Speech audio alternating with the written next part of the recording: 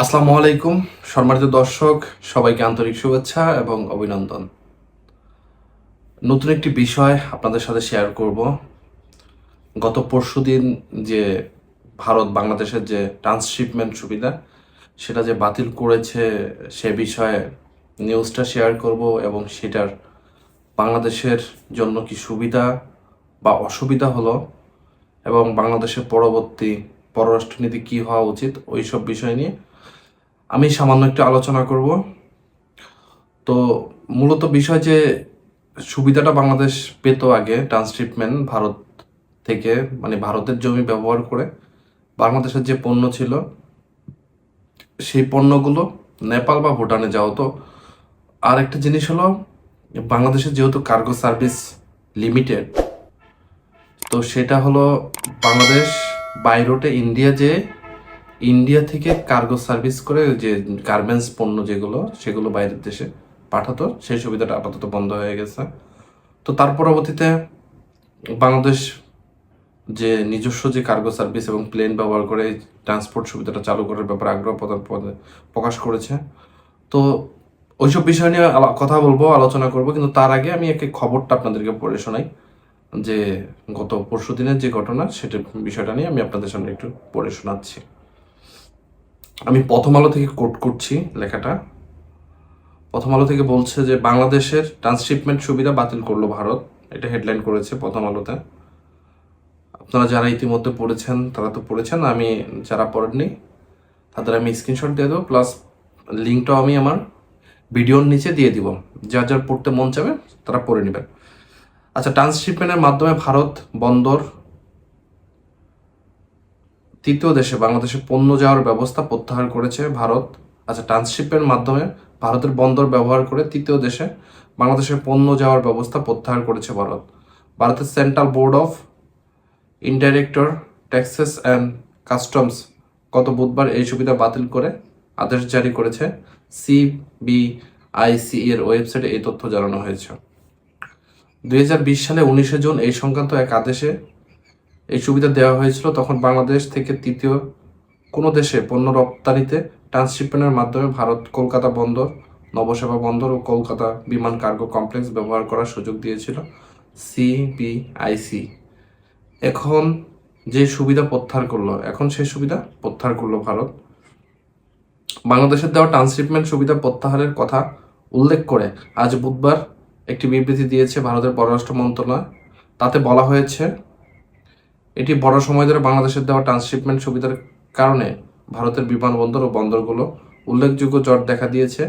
পরিবহন সরঞ্জাম ও অন্যান্য সেবা সুবিধা বিলম্ব এবং উচ্চ ব্যয়ের কারণে ভারতের নিজেদের রপ্তানি বিঘ্নিত হচ্ছে এবং পণ্যের জট তৈরি হয়েছে। সেই কারণে এই সুবিধা প্রত্যাহার করা হয়েছে, যা 8 এপ্রিল 2025 থেকে কার্যকর হবে। বিবৃতিতে ভারত দাবি করে এসব পদক্ষেপের কারণে ভারতের সীমান্ত দিয়ে পরিবহন করে নেপাল, ভুটান, বাংলাদেশে পণ্য রপ্তানির উপর প্রভাব পড়বে না। ভারত ট্রান্সশিপমেন্ট সুবিধা প্রত্যাহারের ঘোষণার পর আজ রাতে জরুরি বৈঠকে বসেছে বাণিজ্য মন্ত্রণালয়। বাণিজ্য উপদেষ্টা শেখ বশিরউদ্দিন সভাপতি ব্যবসায়ীদের নিয়ে কারওয়ান বাজারে রপ্তানি উন্নয়ন ব্যুরোর কার্যালয়ে এই বৈঠকে বসেন। রাত 10টার দিকে প্রতিবেদনটি লেখা হয়, তখনও বৈঠক চলছিল। আচ্ছা, এটা যেহেতু বুধবারের খবর, তো এর পরবর্তী যে ফলো আপ সেটা নিয়ে আমি আলোচনা করছি। হঠাৎ করে ভারত কেন এই সুবিধাটা বাতিল করতে গেল, হঠাৎ করে বা ভারত কেনই বা এই ট্রান্সশিপমেন্ট সুবিধাটা বাতিল করতে গেল? এর তো কোনো প্রেক্ষাপট আছে বা কারণ আছে, এতদিন করলো না আজকে করলো। মূলত বিষয় হলো, ডক্টর মোহাম্মদ ইউনুস যখন চীন সফরে গেছে, চীনে যেয়ে যখন বলে আসছে যে সেভেন সিস্টার যে প্রোডাক্ট সাপ্লাই আমরা করব, সেভেন সিস্টার থেকে সেভেন সিস্টার অভিভাবক আমরা এবং বন্দর সুবিধা আমরা দেব, তো সেই সব কারণে কিন্তু যে ভারতের মধ্যে যে একটা উত্তেজনা তৈরি হয়েছে এবং পাশাপাশি বাংলাদেশ চীনের সাথে ভালো সম্পর্ক করছে, প্লাস পাশাপাশি পাকিস্তানের সাথে ভালো সম্পর্ক করছে। এখন এটা তো ইন্ডিয়ার গা জ্বলা শুরু হয়ে গেছে। মূলত ইন্ডিয়া এই বিষয়টা মানতে পারতেছে না। সারা জীবন ইন্ডিয়া বাংলাদেশকে তার দাস, মানে দাসে পরিণত করে আসছে। আজকে যখন বাংলাদেশ নিজের মতো করে চলা শুরু করছে, এখন তো গা জ্বলবেই ভাই। দাস যদি মানে দাসের মতো ব্যবহার করলে, এখন দাস যদি সেই মালিকের উপর দিয়ে কথা বলে, তাহলে মালিকের গা জ্বলবে না? তখন তো নানান কারণে অসুবিধা তৈরি করবে। দেখেন, ওয়ার্ল্ড ট্রেড অর্গানাইজেশনের যে আইন বা যে বিধিমালা আছে, সেই অনুযায়ী কিন্তু বাংলাদেশ সাথে যে চুক্তি হয়েছে, এই চুক্তিটা কিন্তু কার্যকর, বা এটা কিন্তু বাংলাদেশ সুবিধা পাইছে এবং বাংলাদেশ নিজস্ব কারণে এখন এটা বাতিল করছে। এটা কিন্তু বাংলাদেশের বিপক্ষে গিয়েছে এই জিনিসটা, কারণ একটা চুক্তি ছিল, এই চুক্তির পরে এটা বাতিল করেছে হঠাৎ করে বা কোনো ঘোষণা ছাড়াই কিন্তু এটা বাতিল হয়েছে। তো ওভারঅল যে বিষয়গুলো আমাদের বাণিজ্য উপদেষ্টা যিনি বলছেন, তিনি বলছেন বাংলাদেশের নিজস্ব বিমান বা কার্গো সার্ভিস চালু করবে। আসলে এই জিনিসগুলো ঠেকায় পড়ছে দেখে এখন করতেছ, কিন্তু এই জিনিসগুলো আমাদের নিজস্ব দরকার ছিল। আগে একটা ওরকম একটা প্লেস দরকার ছিল আমাদের জন্য। দরকার হলে বাংলাদেশে একটা কার্গো এয়ারপোর্টই দরকার ছিল, যে আমরা এখান থেকে শুধু পণ্য ট্রানজ্যাকশন করবো। এতদিন সম্পূর্ণ জিনিসটা হলো যে আমরা ভারতের উপর দিয়ে দিচ্ছি এবং ভারত যা খুশি তাই করে গেছে। ভারত বাংলাদেশের যেভাবে ইচ্ছে ওইভাবে ব্যবহার করে গেছে।